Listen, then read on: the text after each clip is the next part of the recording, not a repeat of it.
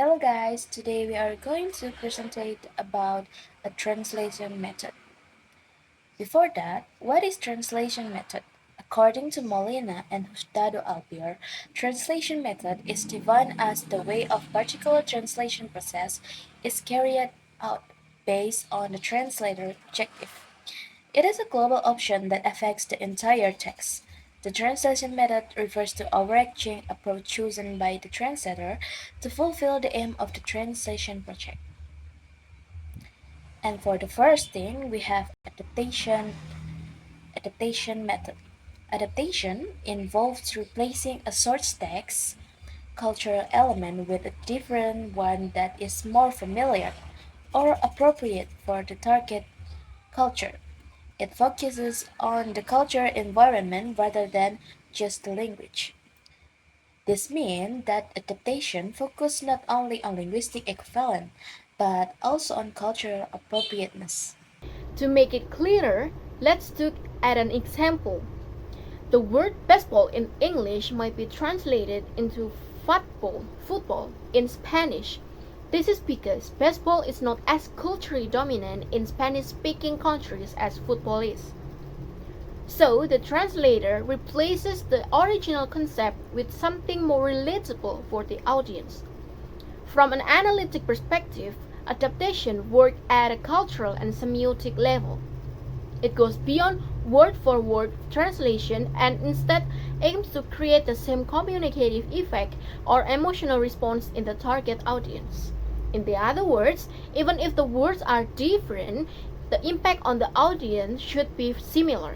Adaptation should be used when the source text contains references that are not widely recognized in the target culture.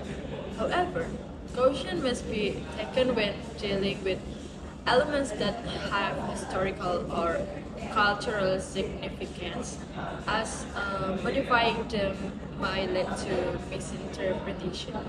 Moving on, the second technique is amplifications.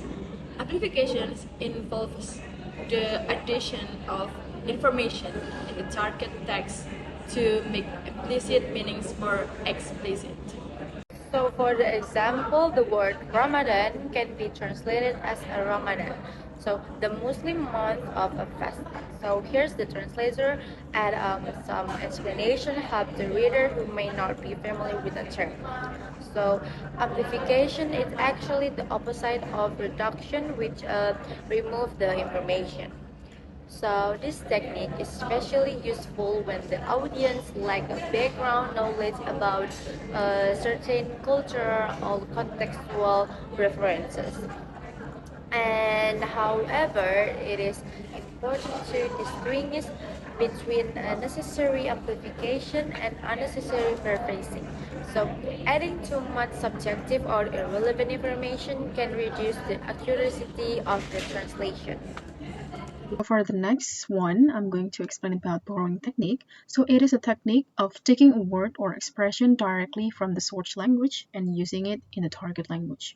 Or in simple way, we borrow and bring it into the target text as it is and without or with slight adjustment.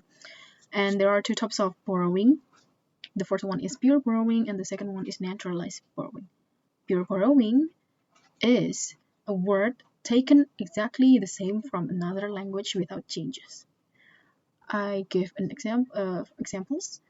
First is tornado from Spanish and to tornado in English. Zucchini from Italy to zucchini, still zucchini in English, and paparazzi from Italy into paparazzi in English.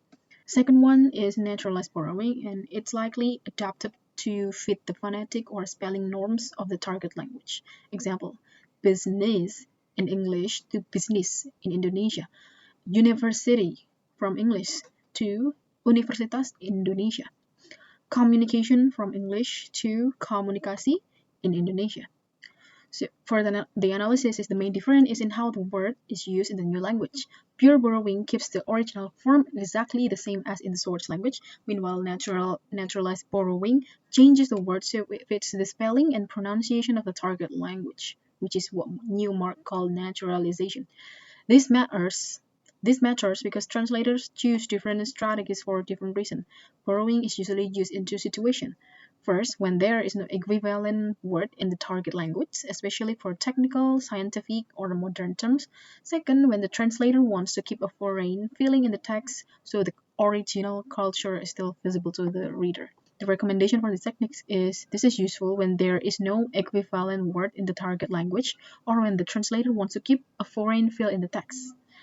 And however, there is something important to be careful about, and if too many words are borrowed, the text can become hard to understand, especially for readers who don't know the original languages. Without explanation, borrowed words may confuse the audience. That's why borrowing should be used carefully depending on who the readers are and what they need. So, thank you everyone